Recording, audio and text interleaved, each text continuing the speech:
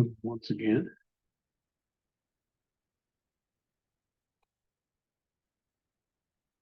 Being 16th.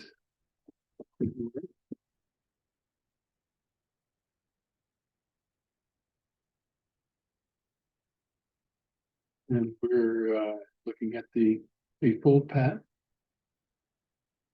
And we've been talking about the wisdom aspects of that path. Right view or right understanding is a way of saying that. And right thought, sometimes called right intention. And I thought what I'd do tonight, rather than spend a lot of time reading from anybody, although I will refer to Thich, is talk more about the way I have come to use these teachings in daily life. And we've already talked about that to some degree. And some of it, really does get reflected strongly in the the Lojong.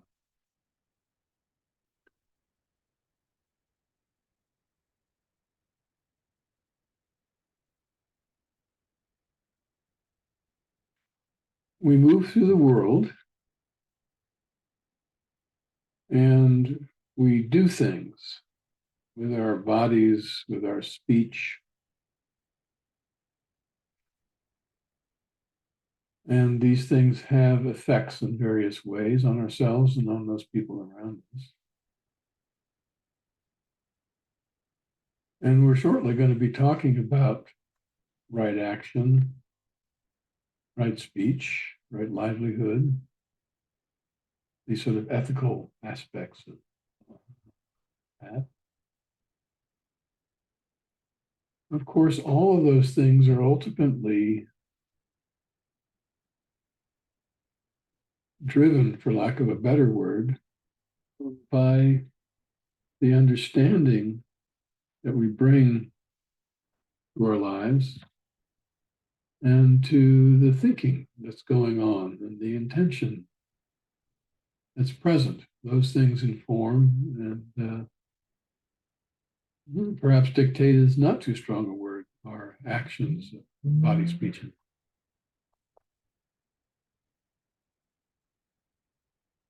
It's interesting, back in the old days, 2,600 years ago, if you met the Buddha on the road and you weren't interested in being a monastic, but you did think it would be nice to kind of join up because you really liked what he had to say. And you said, I'd like to kind of join, what do I need to do? And the answer at that point was the 5 precepts.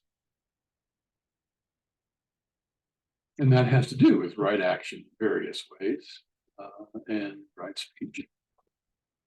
And that was the starting point. So it works backwards too.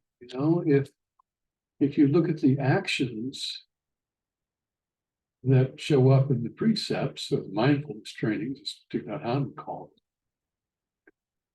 and you start practicing them just for their own sake, you begin to notice, when I'm careful about not hurting others, of caring for them, when I'm careful about my speech, it makes me feel good.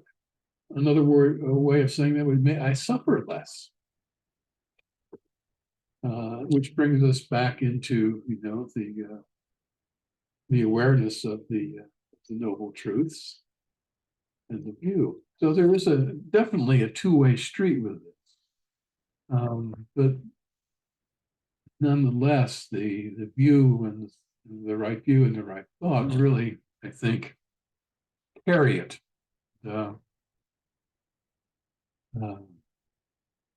Show up very strongly in what we choose to do and say.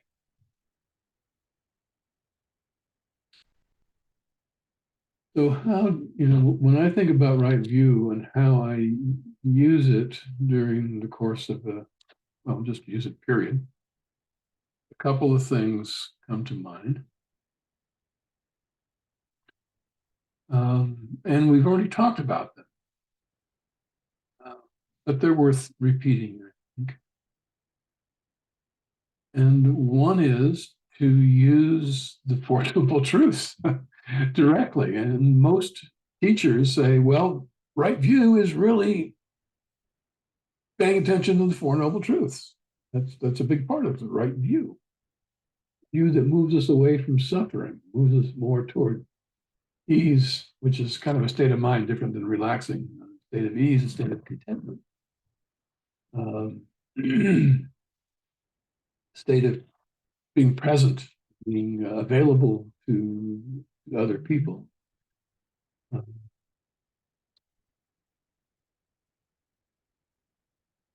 So paying attention to when suffering arises. And of course, we've learned that the suffering isn't just when you hit your thumb with a hammer, or when someone close to you dies, or some big thing, although that clearly is suffering. The suffering of suffering is sometimes called. But even, minor things that we don't necessarily think of as suffering. When disappointment, when irritation, all these things have in common, things aren't going the way we'd like them to. When suffering arises, to be aware, oh, that's what he's talking about. That's the truth of suffering that shows up all over the place. And then to remind myself, well, there's a reason for that.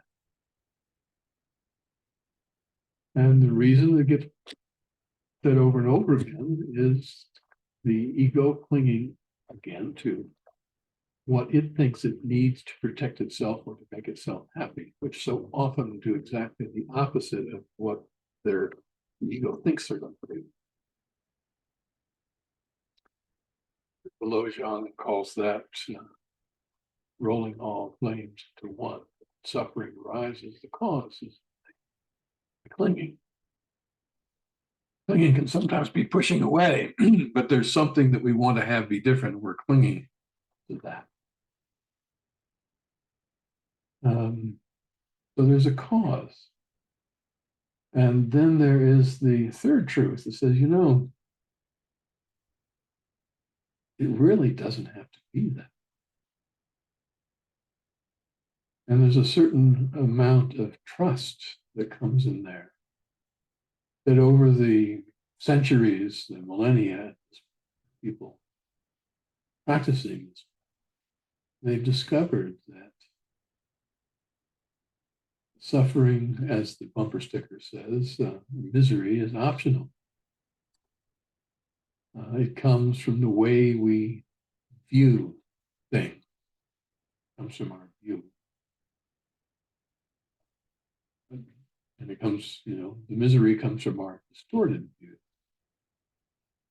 So actively using the Four Noble Truths, and the fourth one of course is, well, there's a path. Of course, I lay down my path with my own footsteps, but there are some guideposts along the way that can be very helpful. Another aspect of right view for me is recognizing as fully as I possibly can impermanence. And Lord have mercy, we have talked about that. That's one of the four thoughts that turn the mind, the very beginning of the Lojong.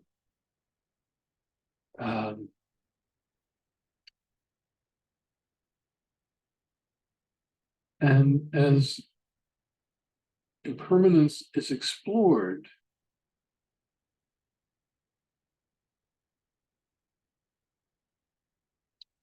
it becomes increasingly clear that not only is nothing permanent, but that nothing is even static. It's always changing.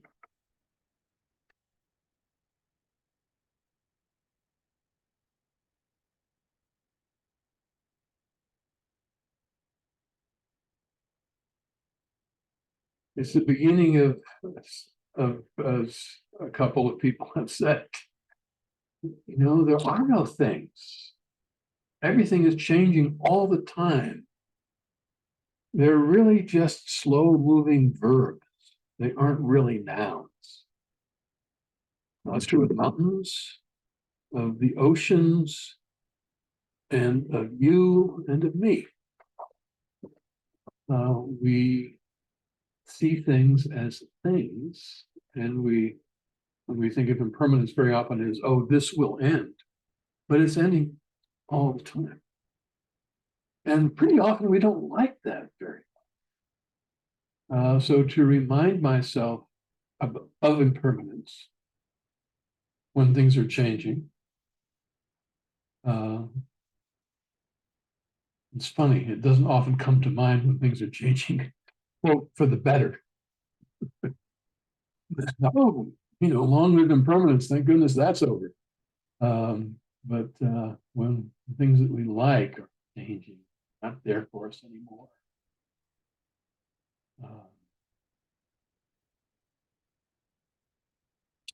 Have you noticed your body?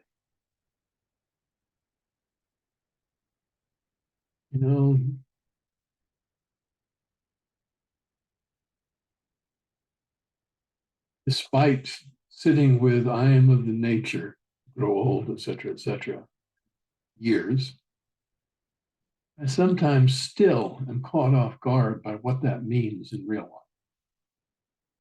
What is it that I can't do that I used to be able to do? What is it that my body doesn't do that it used to do? And when that first comes up, there can be a sense of loss and frustration. But when I say, well, Ken, it's impermanent. It actually helps to remember and bring that up over and over again. It's not going to stay the same, even for a moment. It may look like it when it does, but it doesn't. So that's, for me, a part of the understanding or the view that's helpful. Another one that's also one of the four mind turnings is cause and effect. And once again, I know I'm preaching to the choir, but we've talked about this before.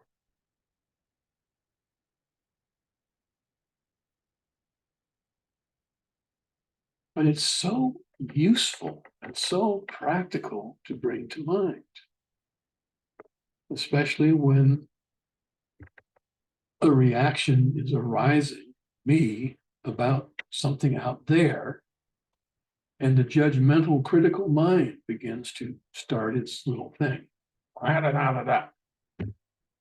To remember that what I'm looking at, or better said, what I'm experiencing, because what I'm looking at may not be what I'm actually experiencing, because that's colored by all my past experiences and everything else, is the way it appears because of causes and conditions. Is the way it appears, or the person is the way they appear, or they're doing what they're doing because of the causes and conditions that came before, which include so many things. Includes their genetic background, their family upbringing, the nature of their body with its strengths and its weaknesses, what they learned in school, what their culture has been, whether they've been bullied. It goes on and on. I mean, what we're seeing is the effects of all of that. And there's still this catch. Oh, this thing is the way it is because of all of the past causes and conditions affecting it. But we can take it a step further and say there's no it. What we're seeing are the causes and conditions. That's what's there. And when I want to blame, or I'm being self-righteous, or someone's doing something that I may need to act on it and do something about. But when I'm able to see it in that way, then my actions are not driven by anger or indignation. They're driven by the desire to be helpful in some way, ease suffering, some mine, somebody else's, rather than smack somebody, which is sometimes the way it appears to be. I still am not watching the news very much because that will tend to bring that up. The political scene, which is a fertile field. All that's going on, that just it's painful to watch it arise. And you know that the suffering is being caused. And perhaps there are things we can do, and perhaps there aren't things to do. But we don't have to be enraged by the people who have these views that are really just their causes and conditions manifesting. So that really helps. I really find that very valuable.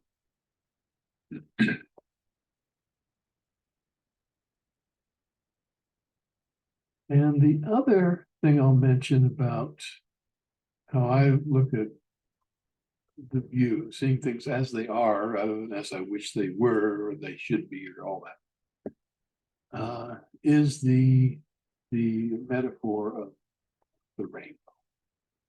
And I know I've talked about that before, but I'll mention it again.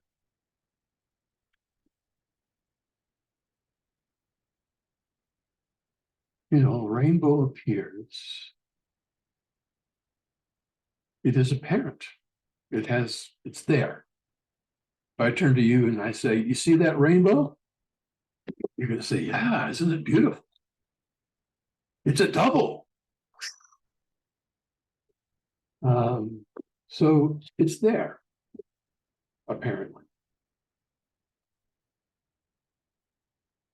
On the other hand, we know if we try to get to it or find where it touches the ground that we never will. And we know through our scientific minds, if you want to put it that way, that what's happening is light and moisture and particles and a retina and photons and perspective, distance, angles, and so forth are all coming together in this moment, and this is what is displaying. And if any of those were not there, then that wouldn't be there. But there's nothing really there except the conditions that make it appear. There is no rainbow. Well, yes, there is. It's right there. But there isn't anything there. There is simply a multifaceted process that can look absolutely beautiful, just like you.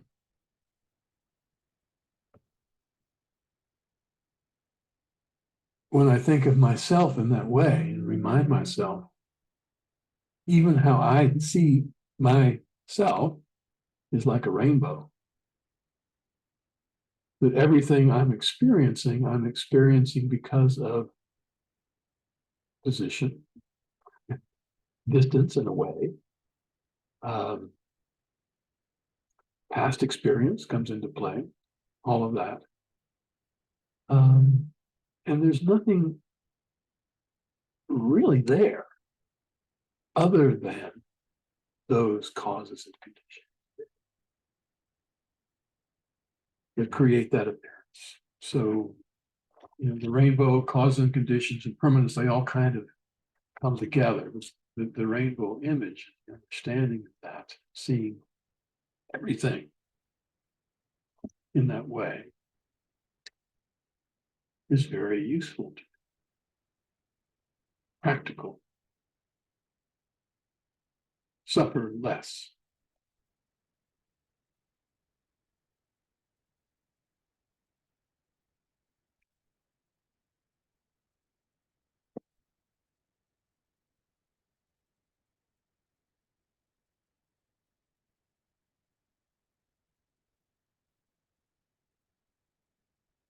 This is one other thing too.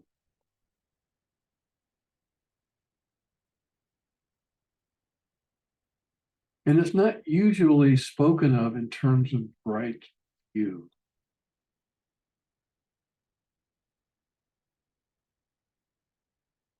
But right view is behind it. And it has to do with love.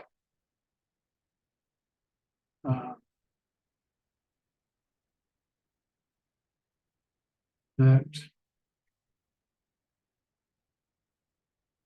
my view is that at the base of it all, for lack of a better word, in addition to the clarity, in addition to the knowing, in addition to the boundlessness, there is also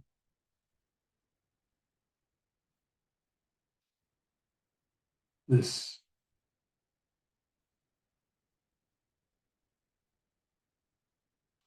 words are so hard, interconnectedness, I was going to say, but it suggests that there are things that are connecting, and it takes us away in a way.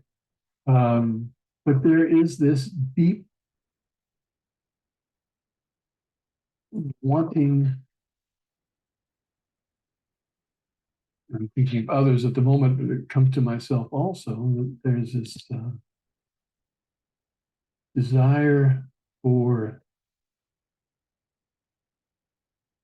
being well, being content, being happy. And all these are very relative, very relative bodhicitta types of terms, but there's something behind all that that is deep and powerful, and there's a sense of love that's there. The little guided thing we did tonight of being in the presence of something within yourself or someone else you've known who really sees you as you are completely and totally loves you, speaks to that.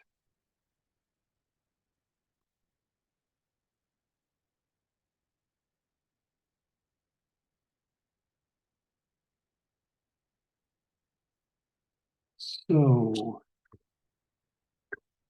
I think I'll stop there. I didn't get as far as I intended to around some of the things that I thought. And maybe I'll do that next week. This seemed like a good place to stop, so I will bow to you and click off the recording.